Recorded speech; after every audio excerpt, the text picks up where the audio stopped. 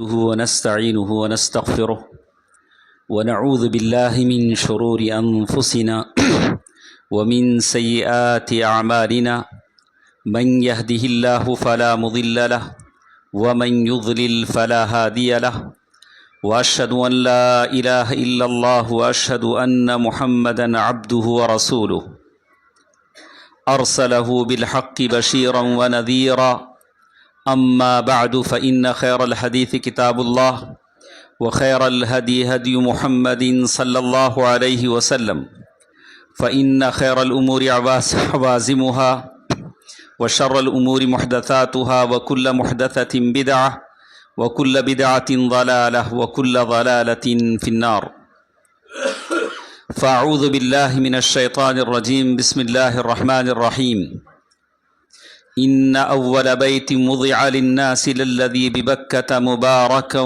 وهدى للعالمين۔ میرے اسلامی بھائیوں اور بہنوں، تمام تعریفیں اللہ تعالیٰ کے لیے ہیں جس نے ہم کو اپنے اس گھر کا مہمان بنایا ہے۔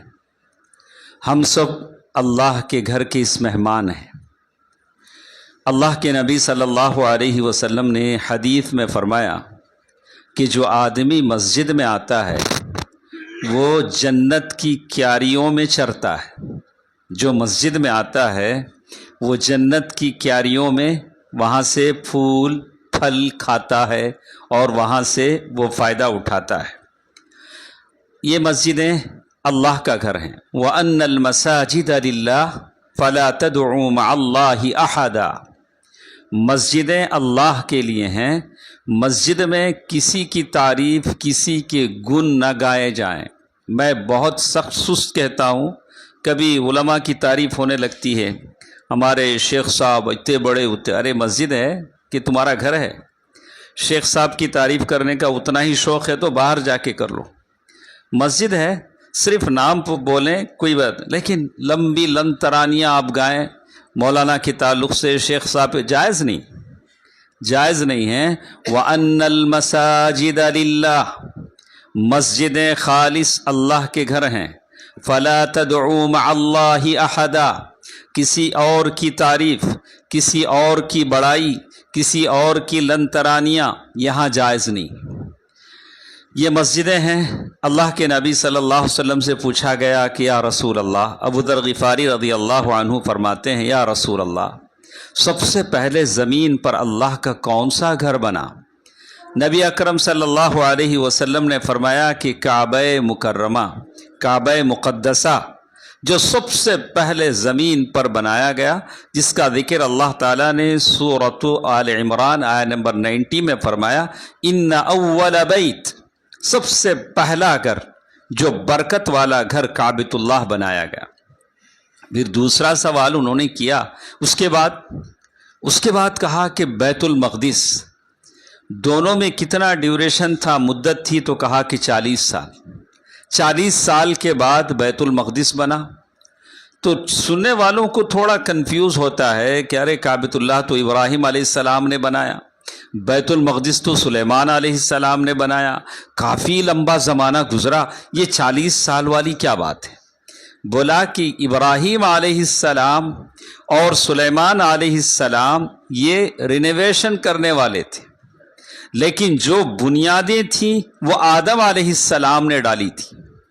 آدم علیہ السلام نے کعبہ مقدسہ تعمیر کیا، پھر اللہ کے حکم سے بیت المقدس جانے کا حکم ہوا تو وہاں جا کر بیت المقدس بنایا۔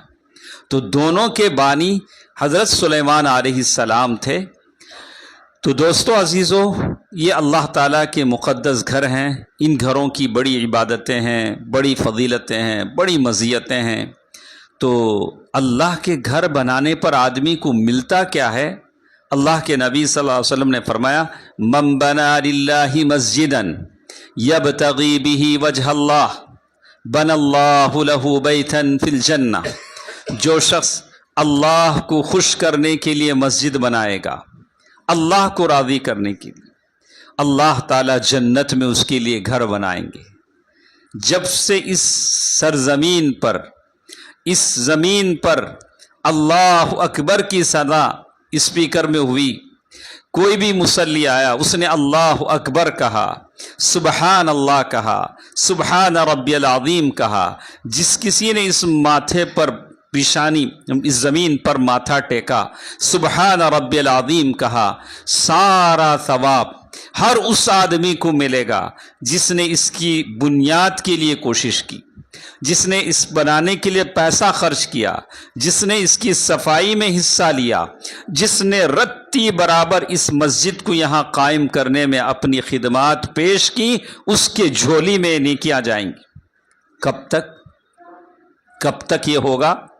جب سے اللہ اکبر کی صدا یا مائک میں بلند ہوئی یا مؤذن نے کھڑے ہو کر بنا مائک کے کہا، اس وقت سے لے کر الا ما شاء اللہ قیامت کی اس صبح تک، جب تک یہ مسجد قائم ہے، جب سب سے پہلے کعبۃ اللہ کو اینٹ نکال کر ایک آدمی پھینک دے گا، کعبۃ اللہ ختم ہو جائے گا، نہ نماز رہے گی نہ قبلہ رہے گا، کعبۃ اللہ کی ایک ایک اینٹ اٹھا کر پھینک دے گا۔ مسجد نبوی جہاں لاکھوں لوگ نماز پڑھتے ہیں، وہاں کے ممبر و محراب پر کتے ادھر ادھر دوڑنے لگیں گے۔ جب ہماری مسجدوں کا کوئی حال نہیں رہے گا، اس وقت تک جب تک اللہ چاہے تب تک ساری نیکیاں ہر اس آدمی کو ملیں گی جس نے اس مسجد کے سنگ بنیاد ڈالی، جس نے اس مسجد کے لیے پیسہ خرچ کیا، جس نے اس مسجد کے لیے جھاڑ صفائی کی، جس نے اس مسجد کے لیے ایک بات سے یا کسی بول سے تائید کیا، سپورٹ کیا، اللہ سب کو ثواب دے گا۔ اور اس سے بڑھ کر کیا ہے؟ جس نے کوشش کیا، بن اللہ لہ بیتا فی الجنہ، اللہ تعالیٰ نے جنت میں اس کے لیے گھر بنا دیا، جنت میں اس کے لیے گھر بنا دیا۔ کیا گارنٹی مل گئی کہ جنت میں ہمارا گھر بن گیا؟ لیکن یہ کوئی فخر کی بات نہیں ہے۔ ویسے تو حضرت عثمان رضی اللہ تعالیٰ عنہ سے بھی اللہ کے نبی نے کہا، ما ضر عثمان رضی اللہ تعالیٰ عنہ نے جنگ تبوک میں جیش العسرہ بہت پیسہ خرچ کیا، تو اللہ کے نبی نے عثمان رضی اللہ تعالیٰ عنہ سے کہا کہ عثمان، اب تمہیں کوئی خطرہ نہیں، تم کچھ بھی کر لو، جنت تمہاری، جنت تمہاری۔ لیکن کسی نے کہا کہ کبھی لوگ کہتے ہیں، ارے کیا ہے چھوٹی چھوٹی مسجد بناتے ہیں آپ لوگ؟ کسی نے 1.5 اینٹ کی مسجد بناتے ہیں، بولا کہ بڑی بڑی مسجدیں بنائیں نا، بولا کہ نہیں، میرے نبی نے کہا کہ نہیں، کمفحص قطات، چھوٹی مسجد چھوڑو، یہ تو 100 اسکوائر فٹ میں ہو، 50 اسکوائر فٹ میں ہو، مسجد تو مسجد ہوتی ہے جہاں سنت کے مطابق نماز ادا ہو۔ آپ کہیں کہ چلو میں 4 ایکڑ پہ مسجد بنوا لیتا ہوں، بڑی بڑی جامع مسجد جیسی بنا لیتا ہوں، اور کہوں وہاں سنت کے مطابق نہ ہو، اذان سے پہلے درود پڑھی جائے اور نماز ایسی ہو کہ صفیں برابر نہ ہو، اٹھ بیٹھ ہو، ایک سجدے کے دوسرے سے درمیان کوئی فاصلہ نہ ہو، اور بے ڈھنگی نماز ہو، تو اس کا کوئی فائدہ ہے نہیں، اس کا کوئی فائدہ ہے نہیں۔ اللہ کے نبی صلی اللہ علیہ وسلم فرمایا کمفحص قطات، ایک کبوتر جیسا چھوٹا جانور ہے، پرندہ ہے، وہ پرندہ انڈا دینے کے لیے جو گھونسلہ بناتا ہے، اتنی مسجد بھی اگر کوئی بنا لے، گھونسلہ کتنا رہتا ہے؟ اتنا ہوگا، اتنی مسجد بھی کوئی بنا لے، اللہ کی رضا کے لیے بنائے، تو اس کے لیے جنت ہے، اس کے لیے جنت ہے۔ یہ بشارت ہے سارے لوگوں کے لیے۔ لیکن آپ حدیث میں دیکھیں گے، اللہ کے نبی صلی اللہ علیہ وسلم نے ایک مرتبہ اندر آئے، پوچھا کہ ارے وہ ایک کالی کلوٹی عورت تھی جو مسجد میں جھاڑو دیتی تھی، وہ کدھر ہے؟ اللہ کے نبی صلی اللہ علیہ وسلم نے پوچھا، صحابہ کرام نے کہا، اللہ کے نبی، اس کا تو رات میں انتقال ہو گیا، ہم نے دفنا دیا، آپ کو ڈسٹرب کرنا ہم نے مناسب نہیں سمجھا۔ اللہ کے نبی نے فرمایا، ارے وہ تو مسجد میں جھاڑو دیتی تھی، مسجد میں جھاڑو دیتی تھی، اس کی قبر پر گئے اور جنازے کی نماز ادا کی۔ ایک ایسی عورت جو معمولی عورت ہے، جس کا کوئی کنبہ قبیلہ نہیں ہے، مسجد میں جھاڑو دیتی ہے، اس کے کام کی قدر و عظمت کو اللہ کے نبی صلی اللہ علیہ وسلم نے خیال کیا، کہا کہ اس قابل ہے کہ اللہ کا رسول اس کی قبر پر غائبانہ جنازے کی نماز پڑھے۔ سمجھ میں آئی بات آپ کو؟ خادمین مسجد کا کتنا مقام ہے۔ اسی لیے کہا کہ جو اذان دیتا ہے مسجد میں، جہاں تک شجر و حجر، یہ پتھر جو اس کی اذان کی آواز سنیں گے کل حشر میں گواہی دیں گے کہ اس نے اللہ کی طرف بلایا ہے، اس نے اللہ کی طرف بلایا ہے۔ اسی لیے شیخ ابن عثیمین رحمہ اللہ فرماتے ہیں کہ کبھی امام سے بھی بڑھ کر مؤذن کا درجہ بڑھ جاتا ہے۔ سمجھ میں آیا آپ کو؟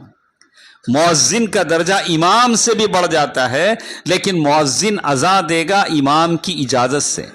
امام کہیں اذان دو، جیسے بلال رضی اللہ تعالیٰ عنہ اجازت لیتے تھے پھر بولتے تھے کہ اذان دیتے تھے۔ تو یہ تھی فضیلت اور مزیت ان مسجدوں کی، ان بنانے والوں کی۔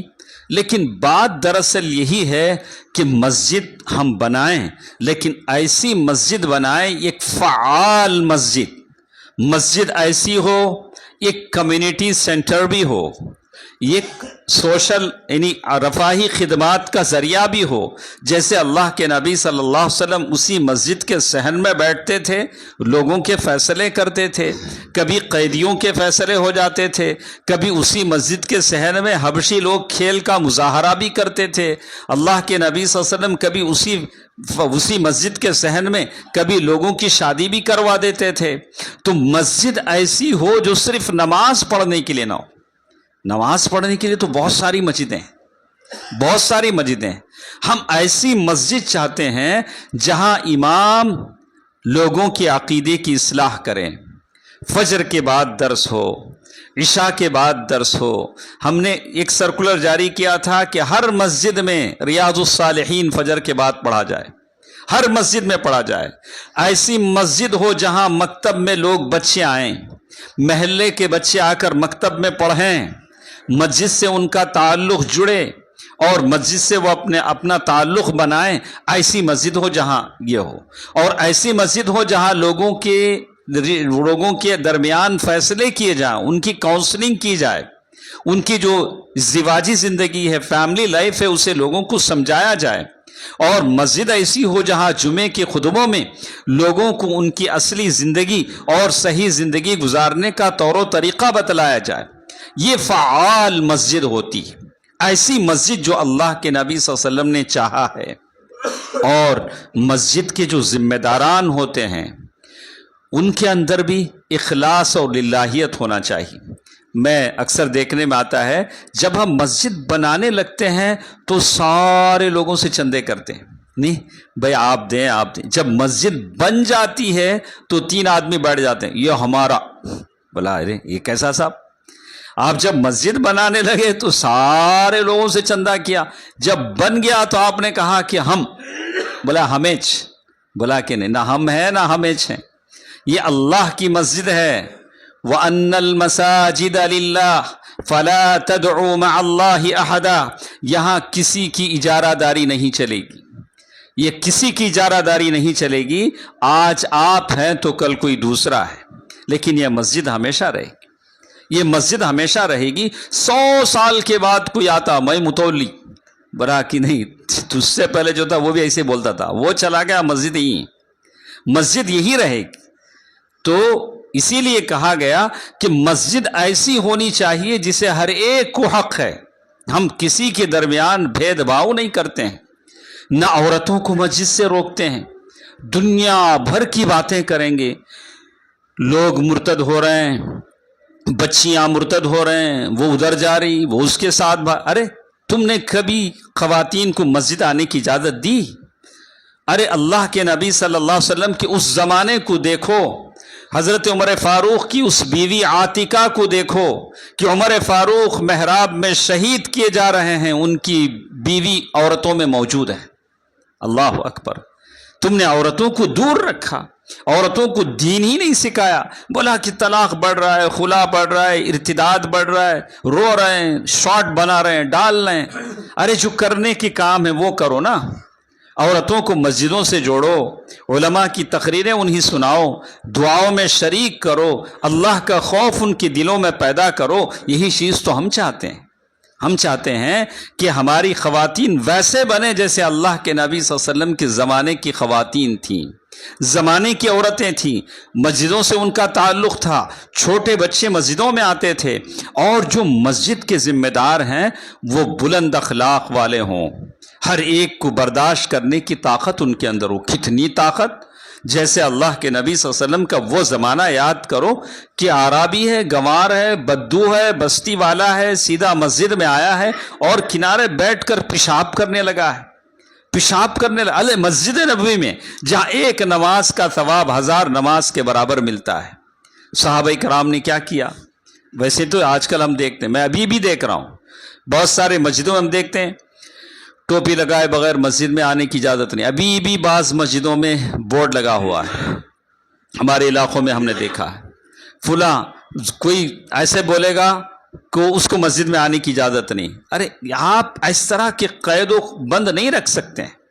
واقعی کوئی مسجد میں آ کر کوئی صوفیانہ حرکتیں کر رہا ہے، جیسے بہت سارے لوگ ہیں نماز ختم ہوئی ایسے گردن ہلائیں گے، ہاں وہ خاص ذکر ہے وہ، جس سے ہمارے بچے خراب ہو جائیں گے۔ بولے شیخ انہوں کیا کرتے ہیں؟ ایسا گردن ایسا ہلاتے، الٹا ہلاتے، ایسا جھٹکتے، اس طرح کی کوئی حرکت کرتا ہے تو ہم کہیں گے کہ صاحب آپ باہر چلے جائیے، یہ اللہ کا گھر ہے، اللہ کا ذکر ویسے ہی کیجیے جیسے اللہ کے نبی صلی اللہ علیہ وسلم نے صحابہ کرام کو سکھلایا ہے، اتنا ہی مشروع ذکر ہے۔ یا نماز کے فوری بعد ایسے کھڑے ہو کے پڑھنے لگے سلام، تو ہم کہیں گے کہ بھئی یہ جائز نہیں، ہماری مسجدوں میں ہم ایسے کرنے نہیں دیں گے۔ اس طرح سے ہم کہہ سکتے ہیں۔ باقی جو قبلے کی طرف رخ کر کے نماز پڑھنا چاہتا ہے، غیر شرعی حرکت نہیں کرتا، اسے ہم اپنی مسجدوں سے روکنے کا حق نہیں رکھتے ہیں۔ نہ ہمارے پاس کوئی بورڈ ہے، نہ ہمارے پاس کوئی چیز ہے۔ ہماری مسجد کے دروازے ہر ایک کے لیے کھلے ہیں جو سنت کے مطابق نماز پڑھنا چاہتا ہو، کوئی غیر شرعی چیز، کوئی بدعت مسجد میں نہیں کرتا ہو، اس کے لیے مسجد کے دروازے کھلے ہوئے ہیں۔ دوستو عزیزو، یہ کچھ بنیادی باتیں تھیں جو میں نے آپ کے سامنے کہی ہیں۔ آج کے زمانے میں مسجدیں کافی اسمارٹ ہو گئی ہیں، لوگوں نے مسجدوں میں کوچنگ سینٹرز بھی کھولے ہیں۔ ہمارے چنئی میں بہت ساری مساجد ہیں جہاں لوگوں نے کوچنگ سینٹرز لگائے ہیں، اور لوگوں کو بھی اس سے فائدہ پہنچتا ہے۔ طلبہ آتے ہیں، پڑھتے ہیں، اور دنیاوی تعلیم بھی حاصل کرتے ہیں، دینی تعلیم بھی حاصل کرتے ہیں۔ اور مسجدیں ایسی ہوں جہاں سے بیوہ عورتوں کا ریشن بھی جاری ہو جائے، کبھی آپ غریبوں کو کھانا بھی کھلائیں، جمعے کی دن 2 بیسن کھانا پکا لیں، آپ کی مسجد کی طرف غریبوں میں تقسیم ہو۔ آپ نے دوسری قوموں کے لوگوں کو دیکھا نہیں، خاص کر ماروڑیوں کو دیکھا کہ وہ اپنے مندر کے باہر کھڑے لوگوں میں مٹھائی بانٹ رہے ہیں، اس سے کیا فرق ہونے والا ہے؟ آپ کے 2 گھر کا خرچ نہیں ہے، جس سے اس میں کچھ نہیں ہوتا، بس سوجی کا ذرا مٹھا، اس میں یہ ہو جاتا ہے۔ یہ کمیونٹی بہت اچھی ہے، سوشل کام کرتی ہے، اپنے سے کھا کے، میں کہتا ہوں کبھی ہم پیٹ بھر بریانی کھا لیتے ہیں اور شادی کے بعد باہر نکلتے ہیں تو وہاں پاپ کارن بھی ہوتا ہے، نہیں؟ کبھی آپ شادی خانے میں دیکھا نہیں؟ پھر آئس کریم بھی ہوتا ہے۔ ارے وہ خرچہ بچائیں، اپنے ساتھ بسنے والی اس قوم کو بھی کھلائیں نا، جو آپ کے ساتھ یہ غریب قوم جو پڑی ہے، تب وہ کہنے لگے کہ مسلمان اچھی قوم ہے، مسلمان صرف خود نہیں کھاتی، ہمیں بھی کھلاتی ہے۔ یہ ساری ملک کے لوگوں کی خدمت کرنا، بھوکوں کو کھانا کھلانا، یہ تو عبادت ہے۔ اللہ کے نبی صلی اللہ علیہ وسلم نے عبداللہ بن سلام رضی اللہ تعالیٰ عنہ کی حدیث میں یہ تو بتلایا تھا کہ سب سے بہتر کام یہ ہے اطعموا الطعام، غریبوں کو کھانا کھلاؤ۔ عبداللہ بن سلام رضی اللہ تعالیٰ عنہ نے کہا کہ میں نے اللہ کے نبی صلی اللہ علیہ وسلم کو سنا، آپ کہہ رہے تھے کہ غریبوں کو کھانا کھلاؤ۔ غریبوں کو کھانا کھلانا، بیماروں کا علاج و معالجہ کرنا، یہ ہماری مسجد سے ہوگا انشاءاللہ، انشاءاللہ۔ دوستو عزیزو، ماں اور بہنوں، میری آخری بات کا خلاصہ یہ ہے کہ ایک اور بات رہ جاتی ہے، مسجدوں کی آباد کاری۔ مسجد بنانے کا ثواب ہم نے سنا، باقی جس نے بنایا اس نے کما لیا، یہ تو ہے۔ اب جو لوگ کچھ نہیں کر سکے، آپ کیا کر سکتے ہیں؟ بھلا میرے پاس پیسہ تو نہیں ہے کہ میں مسجد کے لیے کچھ کروں، لیکن آپ مسجد کو آباد کر سکتے ہیں اپنے وجود سے، اپنی محنت سے، اپنی حاضری سے آپ مسجد کو آباد کر سکتے ہیں۔ اسی لیے علماء نے کہا کہ مسجد کے ہوتے ہوئے کوئی گھر میں نماز پڑھ لیتا ہے میں کئی لوگوں کو بولتا ہوں بھئی آپ مسجد میں نظر نہیں آئے، بولا کہ ارے محلے میں تو 10 مسجد ہیں، ہم ادھر چل جاتے ہیں، کدھر جاتے ہیں نہیں معلوم، جس دن پوچھا ہم ادھر چلے گئے، بولے اب ہر مسجد میں ہم کہاں دیکھیں گے، آپ ادھر چلے گئے ادھر چلے گئے کہیں نہ کہیں چلے گئے، بولا کہ بھئی ایسی مسجد میں نماز پڑھو جہاں سنت کے مطابق پڑھی جاتی ہو، فجر کی نماز پہلے وقت میں پڑھی جاتی ہو، جہاں فجر کے بعد عقیدے کا درس ہوتا ہو، جہاں آپ کو کچھ سیکھنے کا موقع ملے، ایسی مسجد میں نماز پڑھیں۔ اسی لیے اللہ کے نبی صلی اللہ علیہ وسلم فرمایا کہ با جماعت نماز پڑھنا یہ بہت ضروری چیز ہے، بہت ضروری چیز ہے۔ اللہ کے نبی صلی اللہ علیہ وسلم نے اسی لیے ہممت ان آمر، اللہ کے نبی نے فرمایا صلی اللہ علیہ وسلم، مجھے کبھی ارادہ ہوا کہ میں کسی آدمی کو کہوں کہ میرے جگہ نماز پڑھاؤ، پھر میں کیا کروں؟ ان لوگوں کے گھروں کو جاؤں جو اپنے گھروں میں بیٹھے ہیں، نماز کے لیے نہیں آئے ہیں، میں ان کے گھروں کو انگار لگا دوں۔ اللہ اکبر، کتنی بڑی بات ہے۔ کیوں اللہ کے نبی نے ایسا نہیں کیا؟ اس لیے نہیں کیا کہ گھر میں معذور عورتیں ہوں گی، چھوٹے بچے ہوں گے۔ اگر ہم مسجدوں کو آباد نہیں کریں گے، مسجدیں غیر آباد رہیں گی۔ ابھی لوگ شکایت کرتے ہیں بھئی فجر میں کیوں آپ لوگ مائک میں اذان دیتے ہیں، سارے لوگوں کی نیند ڈسٹرب ہوتی ہے۔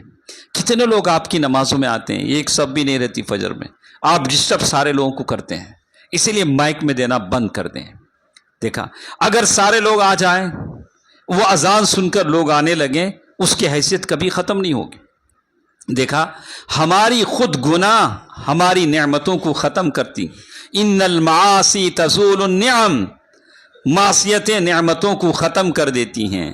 اللہ اکبر کی یہ صدائیں نعمتیں ہیں، اس نعمتوں کو آپ خیال کیجئے۔ عمر فاروق رضی اللہ عنہ فجر کی نماز میں لوگوں کی حاضری لیتے تھے۔ ایک صاحب نے مجھے ایک شارٹ بھیجا، کہا کہ فجر کی نماز میں بایو میٹرک لوگ ڈال رہے ہیں مسجد میں۔ میں سمجھتا ہوں اس کی ضرورت تو نہیں ہے۔ جس کے دلوں میں احساس ہے، یہ نہیں کہ بایو میٹرک لینا پڑے، اندر آئے تو اسے ڈالو، تمہیں آئے کہ نہیں فجر میں معلوم ہو جائے گا۔ ایسا لوگوں نے کیا ہے، بہت ساری مسجدوں میں کیا ہے۔ ایک زمانے میں تو جب اتنی سختی بڑھی کہ جو ایسا نمازوں میں حاضر ہوگا اسی کا جنازہ ہم پڑھائیں گے، اسی کے بچے کا نکاح ہم پڑھائیں گے۔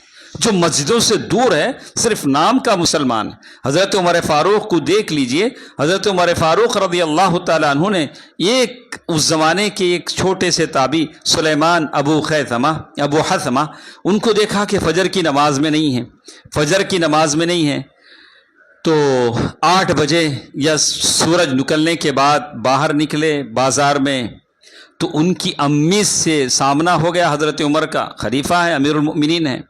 بولا کہ آپ کا بیٹا فجر کی نماز میں نہیں دکھا؟ عمر ہیں رضی اللہ عنہ، امیر المؤمنین ہیں، لیکن حساب لے رہے ہیں کون فجر کی نماز میں۔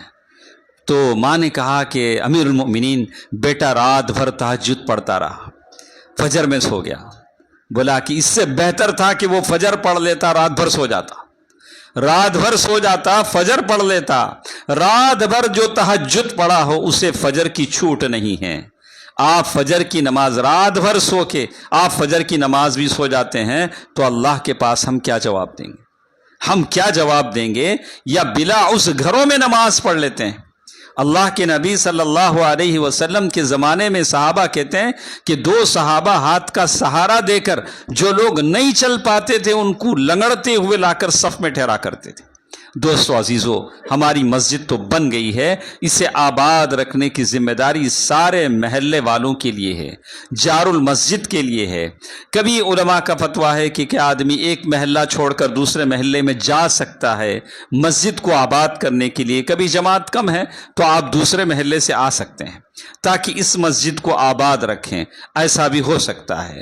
اللہ تعالیٰ کا ہم اس نعمت کا شکرانہ ادا کرتے ہیں۔ رہی مسجد کے کیا کیا فوائد ہیں تو یہ آپ اچھی طرح جانتے ہیں۔ کہا کہ الصلاۃ، ایک نماز سے دوسری نماز تک یہ گناہوں کا کفارہ بن جاتا ہے۔ ہم لوگ نمازوں میں کھڑے ہوتے ہیں، سب بندی برابر کرتے ہیں اور سارے چیزیں ہماری سمجھ میں آتی ہیں اور اللہ کا کلام سنتے ہیں، ایک دوسرے کے بازو بازو ٹھہرتے ہیں، ایک دوسرے کے حالات دریافت کرتے ہیں، ایک دوسرے کے حالات سے ہم آہنگی ہوتی ہے، تو بہرکیف اس کے بے شمار فوائد ہیں جو حدیثوں میں بیان کیے گئے ہیں۔ پھر ایک وقت ایسا آتا ہے، جمعے کا وقت بھی آ جاتا ہے، جمعے کے دن ہم خوب نہا دھو کے اچھے کپڑے پہن کے آتے ہیں۔ پھر سال میں ایک مرتبہ عید کا دن بھی آ جاتا ہے جس میں عیدگاہ میں جمع ہوتے ہیں اور ایک دوسرے سے گلے ملتے ہیں، ایک دوسرے کی خیر خیریت دریافت کرتے ہیں۔ یہ ساری چیزیں ہیں جو اللہ نے بطور نعمت کے ہمیں ادا کی ہیں۔ آخری بات بتا کر میں اپنی بات ختم کرتا ہوں۔ اللہ تعالیٰ نے قرآن میں کہا خذوا زینتکم عند کل مسجد، مسجد کے لیے جب آؤ تو خوب زیب و زینت کے ساتھ آؤ۔ زیب و زینت کا مطلب یہ ہے کہ ڈھنگ کے کپڑے پہن کے آؤ۔ جیسے تمہیں فنکشن میں جاتے نہیں، ولیمے میں کیا پہن کے جاتے؟ ولیمے میں وہ پرانا شرٹ، بلا نہیں، ولیمے میں جیسے آپ جاتے ہیں ویسے آؤ ذرا، اچھا آپ کے پاس جو سب سے کاسٹلی جو ڈریس ہے وہ پہن کے آؤ، اللہ کے سامنے کھڑے ہونے کے لیے جا رہے ہو۔ تو دوستو عزیزو، یہ اللہ کا گھر ہے، بڑی خوشی کی بات ہے کہ اللہ تعالیٰ نے اس غربت کے زمانے میں ہمیں یہ گھر دیا ہے۔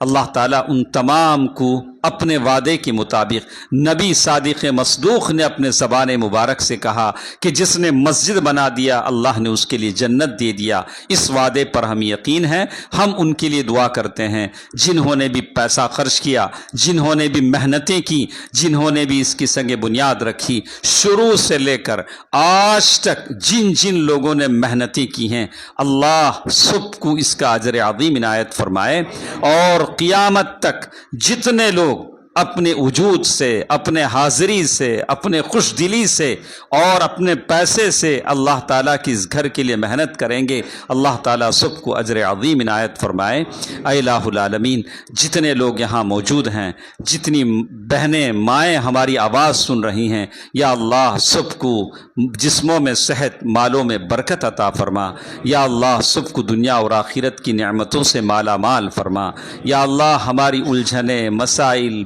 پریشانیاں، دکھ، درد، مصیبتیں یا اللہ سب کو نعمتوں میں بدل دے، دنیا اور آخرت کی نعمتوں سے ہماری جھولیوں کو بھر دے۔ یا اللہ تو رزاق ہے، ہم سب کو رزق عطا فرما۔ یا اللہ ہم میں جو بچے بے روزگار ہیں، یا اللہ ان کو اچھی روزگاری عطا فرما۔ یا اللہ عالم اسلام کے مسلمانوں پر رحم فرما۔ یا اللہ جہاں جہاں دنیا میں مسلمان پریشان ہیں، یا اللہ ان تمام کی پریشانیوں کو دور فرما۔ آمین۔ صدق اللہ العلی العظیم ونفعنی وإياكم بالآیات والذکر الحکیم، انہ تعالی جواد ملک کریم بر رؤوف الرحیم۔